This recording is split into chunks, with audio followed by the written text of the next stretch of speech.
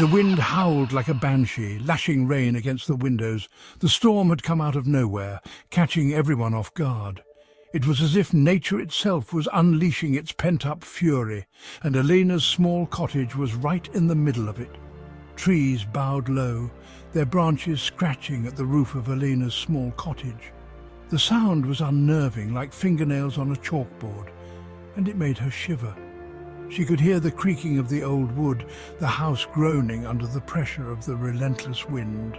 The power flickered, plunging the room into momentary darkness.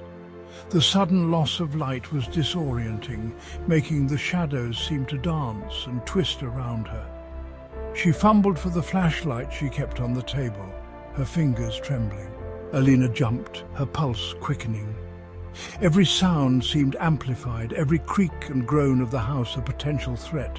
Her heart pounded in her chest, a rapid drumbeat of fear. She hated storms. They felt so exposed. The walls of her cottage, usually a sanctuary, now felt paper-thin, unable to protect her from the chaos outside. She felt vulnerable, like a small boat in a vast, angry ocean. She glanced nervously at her phone. No signal. Typical. In moments like these, she felt completely cut off from the world, isolated in her own little bubble of fear. She just wanted to hear her friend Maya's voice. Maya always knew how to calm her down, to make her feel safe. But tonight, that comfort was out of reach.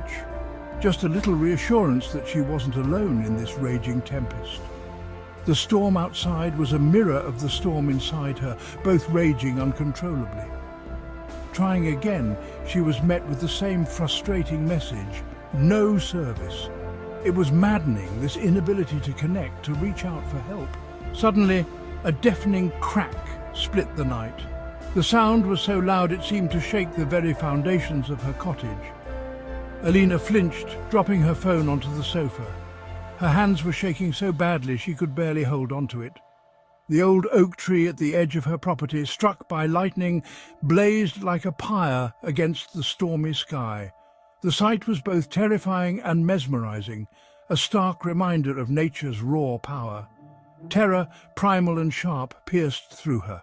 She was truly alone. The realization hit her like a physical blow, leaving her breathless. As quickly as it had begun, the storm began to subside. The wind's howls turned into whispers, and the rain's fury softened to a gentle patter. Rain dwindled to a drizzle, the wind's shriek fading to a mournful sigh. The world outside seemed to be catching its breath, recovering from the storm's onslaught. Elena, still trembling, retrieved her phone. Her hands were still shaking, but she had to try again. She had to get through to Maya. She needed to hear her friend's voice, to know that she wasn't alone in this. She had to hear a friendly voice. The storm might have passed, but the fear lingered, and only Maya could help her find her way back to calm. The line crackled to life. Relief, sweet and heady, washed over Elena. Maya, thank God, this storm... Her voice died in her throat. It wasn't Maya on the other end. A voice raspy and low whispered into her ear. There's no need to be afraid, Elena. Elena's blood ran cold. The voice, though unfamiliar, spoke her name with chilling intimacy. Who? Who is this? Don't you recognize me, Elena? It's me, or rather, it's us. Fear, sharp and cold, constricted Elena's lungs. This was no prank. This was something far more sinister. She fumbled for the disconnect button, but her finger hovered, frozen. The voice continued, its tone laced with a strange amusement. Remember that time, Elena? Hiding in the schoolyard, terrified of the bullies? You wished for the ground to swallow you whole.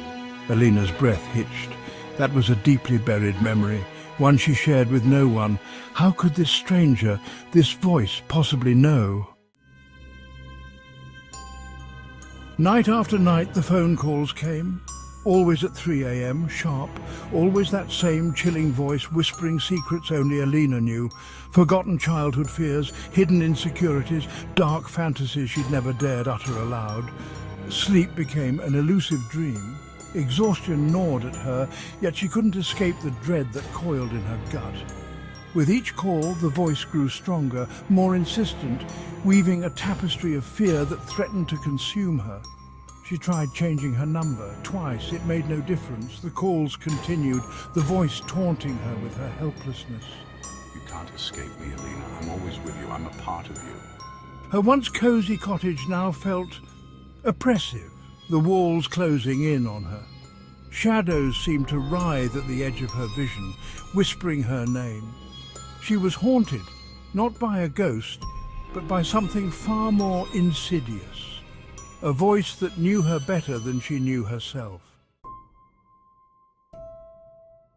Are you sure it's not just a prank, Alina? Maybe it's some kids messing around. You know how they can be, especially on nights like this. Maya's brow furrowed with concern. The storm outside mirrored the turmoil inside her mind. It's not a prank, Maya. You don't understand. This thing, it knows things. Things that no one else could possibly know. Things that no one else could possibly know. It's like it's watching me, waiting for the right moment to strike. Elena shook her head, her gaze darting around the bustling coffee shop. The noise and chatter did little to ease her anxiety. Even surrounded by people, she couldn't shake the feeling of unseen eyes on her. It was as if the shadows themselves were alive, whispering her secrets. Look, why don't you stay at my place for a while, just until we figure this out? We can keep each other company and maybe find some answers, just until we figure this out. I don't want you to be alone in this. Alina wanted to accept, craved the comfort of her friend's presence. The thought of not facing this alone was a small beacon of hope. But what if it followed her? What if it hurt Maya because of her? The fear of endangering her friend was almost as paralyzing as the fear of the unknown entity itself. What if it hurt Maya because of her? She couldn't bear the thought of dragging her friend into this nightmare. I don't know, Maya. I don't want to drag you into this. It's too dangerous and I can't risk your safety. I don't want to drag you into this. It's my problem and I need to deal with it on my own. Frustration flickered in Maya's eyes. She couldn't understand why Elena was so resistant to accepting help. Alina, you're not dragging me into anything. You're my friend and you need help. We can face this together. You're my friend and you need help. We can figure this out no matter how scary it seems. Elena bit her lip, her mind a maelstrom of fear and doubt. She was torn between the need for support and the fear of putting her friend in danger. She was starting to sound crazy, even to herself. The lines between reality and paranoia were blurring. Was she losing her mind, or was something truly sinister at play? The questions gnawed at her, leaving her in a state of constant unease. The storm outside raged on, a reflection of the storm within her. She knew she had to make a decision, and soon. Taking a deep breath, Elena tried to calm herself. She needed to think clearly, to find a way out of this nightmare. Despite the fear in her eyes, a spark of determination began to grow. She would face this, whatever it was, and she would not be alone. Together, they would face the shadows of doubt and find the truth, no matter how dark it might be. The police officer, a burly man with a kind face, listened patiently to Elena's story. She recounted every detail, her voice trembling with a mix of fear and desperation. Each word seemed to hang in the air, heavy with the weight of her anxiety. She could see the skepticism in his eyes, but to his credit, he didn't dismiss her outright. His expression was a mix of doubt and concern, a delicate balance that made her feel both hopeful and hopeless at the same time. Have you received any threats, Miss Miller? Any strange messages or phone calls? Any reason why someone might want to harass you? Perhaps a disgruntled colleague or an old acquaintance? Elena shook her head, her throat tight. She felt a lump forming, making it hard to speak. The questions were logical, but they only added to her sense of helplessness. No, I don't have any enemies. I live a quiet life. I keep to myself mostly. I live a quiet life. I don't bother anyone. I don't understand why this is happening to me. He nodded, his gaze lingering on her for a moment longer than necessary. It was as if he was trying to see beyond her words to understand the depth of her fear. She knew what he was thinking. She was just another stressed-out woman, imagining things. The look in his eyes was all too familiar, a mix of pity and disbelief. We'll look into it, Miss Miller. We'll do our best to find out what's going on.